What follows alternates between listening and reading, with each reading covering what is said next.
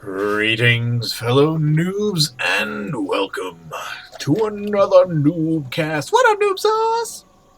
Yeah, you're the Noob Sauce, and I am the spoon that stirs the pot. What the heck am I talking about? Only I know, and actually, that's a lie, because I have no idea. But you are watching NuubCast, where we stink at StarCraft, mostly. And, but we have a lot of cool friends that are good, like Darkomicron. Darkomicron, I want you to pay, particularly if you are Protoss. I haven't watched this game, but he told me about it. And this is a PvP build. I think he calls it 2-gate no gas, I think is what he called it. But I want you to pay attention to Darkomicron's build. Let me get you the production tab up there for you. He's playing Phenom here. Ooh, interesting gateway placement. I'm not sure. Oh, interesting. Anyway, and you know what I noticed today as I was hanging out with Stargirl and we played a little StarCraft earlier.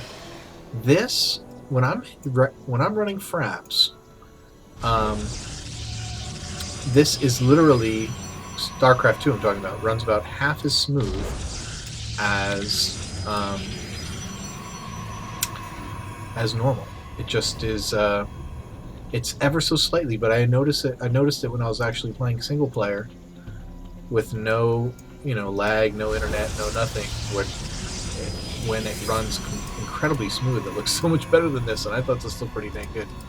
But anyway, you see the 2 gates down for Darkomicron, no gas, and he's sending out, the pylons are out to find his opponent, who is going gate cyber, and with 2 gases. So I'm interested to see how this works. I actually have the build written down, and I tried it in my 1v1s, and frankly it has worked, and I have won every single PvP I have played since I tried using this strat. Here he got his gas at 20, it was 21 food, 20 food, I think. The assimilator went down. And he's got his first zealot out, and so the Phenom has scouted this build. So he must know in some sense what is coming. So yeah, here at NuubCast, we love when we get good replays from guys like you, guys like Darkomicron, people who can, who are good, well, not necessarily good, but better than us, or not better than us, so we can talk about your games and talk about your builds, and try and help one another get better at this game that we love so much. And we're going to see Darkomicron move out. It's about 4:45, 4 minutes 50 seconds into the game. He's probably going to wait for this last zealot. And right about the time his cyber comes out, the cyber finishes, and he has 4 zealots, we're going to see him move out for some early pressure. And you notice that the Phenom, who is going 3-gate, probably a 3-gate robo build here, only has this 1 stalker and this 1 sentry, which, if these zealots get there in time, are going to be more than enough to handle. And we have the stalker following it up, 2nd stalker following it up. They're actually rallied to the zealots, so you're going to see them follow right in and provide. I mean, with me, I just go in with the zealots. I don't even wait for these last 2 stalkers. But this early push is going to be very effective. Although with these sentries, Darkomicron may not get the kind of pressure he's hoping for. We are going to see that 1 zealot gets separated and 1 zealot get warped in. So. We can have a repeat force fields down here on the ramp for the Phenom. 2nd force field, and he's got plenty of energy on some of these, so I think he's He's got at least one force field left. Yep, there it is. Two force fields. So this is good pressure. All the while, Darkomicron's got his expansion about to pop. He's getting level 1. He's got his warp gate tech up. And he's actually backing off. So the Phenom is not going to scout the expansion. Let's make sure that he's not going to scout. That he didn't see it. Yep, he does not know the expansion is there. But he is getting a sizable force. So usually, if you're able to charge the ramp, if you leave a little bit earlier, I think Darkomicron in this particular game left a little bit late. He left a little bit after 5 minutes. If you can get your zealots on the run before 5 minutes and get up their ramp, usually they do not have a sentry out, and if anything, it's going to be your 3 or 4 zealots against 1, maybe 2 zealots of theirs, and obviously you're going to be able to win. Now, granted, Darkomicron plays in the Masters League, so he is obviously not going to have the same kinds of games that I am. I'm not going to be playing against the same level of players. But he's got cannons down to protect this expansion, and he's going to be able to do a fine job against this army. Good force fields by the Phenom, taking out that cannon quickly. Again, more good force fields. See these sentries not really doing all that much damage. You would think. I mean, I guess if the sentries were actually good, like offensive units, they would be so imba it wasn't even funny. But I guess the fact that they're pretty much useless in a fight, apart from their force fields, tips that to more balance. They really don't do much as far as damage goes. 6 damage.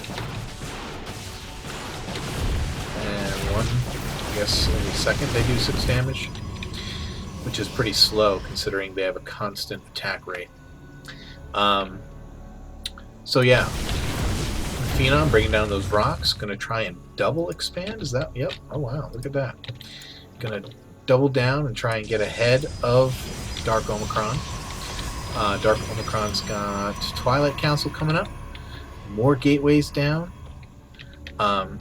So again, I was saying this 2-gateway push that Darkomicron tried here, he didn't get out early enough, and so the pressure that he put on was not as substantive as it ought to have been. If he had left a little bit early, he would have gotten up there before, maybe even before that sentry was out, when it was just the one stalker, and he would have really dominated with that one, with those several zealots. Now this I don't like for Darkomicron. I think he's gonna get his lunch eaten right here.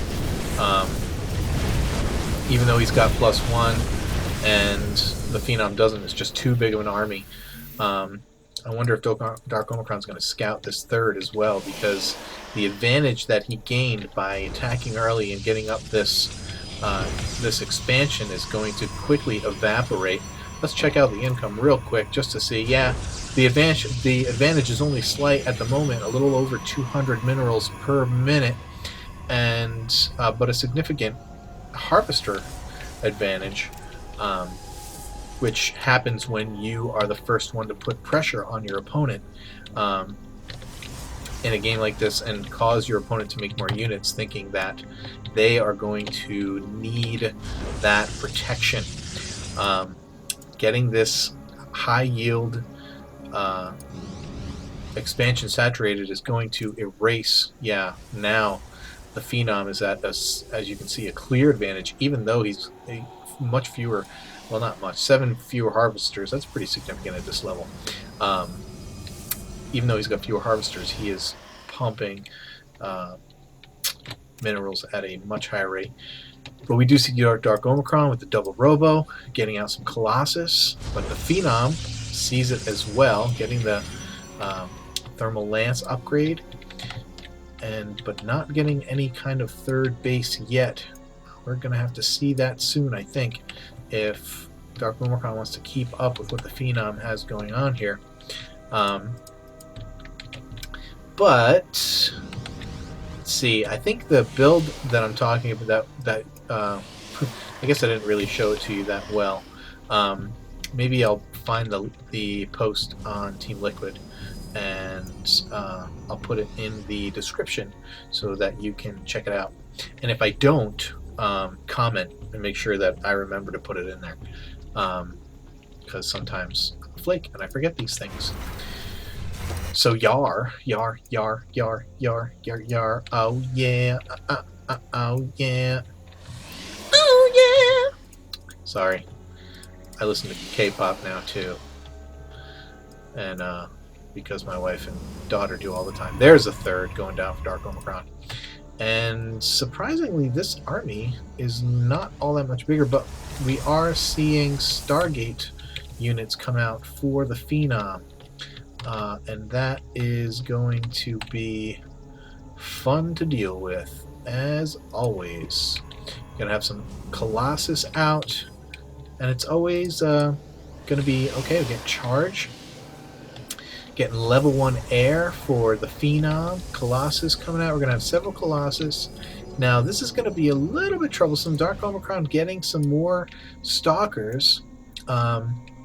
I'm really interested to see how this battle is going to play out, because with these air units, and upgraded as they are, does Darkomicron have enough Colossus and Zealots to take out these ground units, and Stalkers to take out these air units? Are the Colossus going to just tear through? I mean, are the Immortals going to tear through the Colossus, or what? I'm very interested to see how this battle is going to go. Darkomicron is 1-1. Dark Phenom has no upgrades, and there is your answer, ladies and gentlemen. Looking at these two armies, yeah, it's not even going to be close. Darkomicron is going to shred this army of the Phenoms, because he's 1-1, if for no other reason, because he is 1-1. And the Phenom has no upgrades. The Colossus alone are going to just tear this army to shreds. Watch your back here. Here they come. Charge Zealots going in. Going to be tanking all that damage from the Immortals, which don't do that much damage to the Zealots. And unless he's focus firing, he is in deep, deep trouble. As you can see, completely shredded. I would be surprised if Darkomicron lost even 5 units in that battle. It was so one-sided because of the upgrades, because of the tanking Zealots, and because of those Colossus. And Darkomicron taking a clear advantage now with the 3rd base down. And even if this base does get up and running, would be now even, as opposed to any kind of advantage for the Phenom, though he is in Darkomicron's base with these Void Rays, trying to do some damage, trying to pay back some of the damage that Darkomicron did to him. But if they're trying to do a base race, I got my money on Darkomicron, because this army is just huge. Let me check army size. Yeah. We got 160 food to 53. Something tells me this game is long over. Look, more Colossus coming in from the side, and what looked like it was going to be a pretty even up match turns into an utter ruffle stomp. And I can't see how the Phenom is even staying in the game this long. Even if he takes out all of the Nexus, every single probe, he's just can't. There's no way he can outlast this army. It is ginormous. So yeah, kids, that is a very solid PvP by Darkomicron, very convincing. I'm not sure it showcased the build how I would have liked, but it was a very convincing win by Darkomicron, and a pretty entertaining matchup. So I hope you enjoyed it, and we should be getting a GG anytime now from Monsieur Zephino. Oh, because he's about to lose all of his Void Rays, that's why. Oh, yeah. Give me that GG. There it is. Zephinum. Thank you, Zephinum, for the GG. And we will see you on the flip side. Yeah. So, yeah. There was one other thing I wanted to talk about, but obviously not going to be able to do it in this cast. Keep your eyes peeled, because I'm coming right back.